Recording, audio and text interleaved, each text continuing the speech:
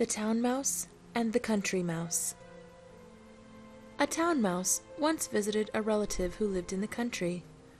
For lunch, the country mouse served wheat stalks, roots, and acorns, with a dash of cold water for drink.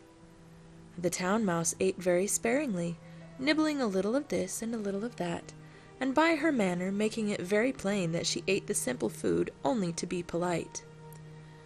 After the meal, the friends had a long talk, or rather the town mouse talked about her life in the city while the country mouse listened.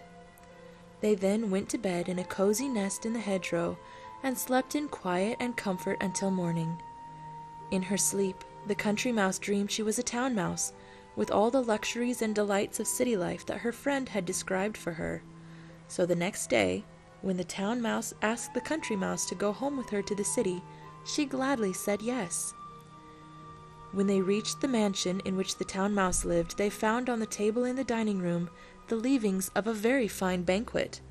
There were sweetmeats and jellies, pastries, delicious cheeses, indeed, the most tempting foods that a mouse can imagine.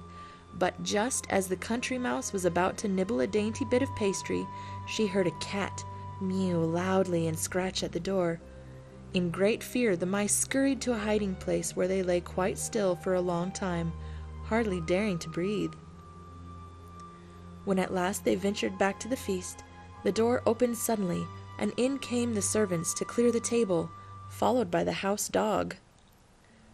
The country mouse stopped in the town mouse's den only long enough to pick up her carpet bag and umbrella. "You may have luxuries and dainties that I have not," she said as she hurried away, "but I prefer my plain food and simple life in the country, with the peace and security that go with it." The moral of this story is that poverty with security is better than plenty with fear.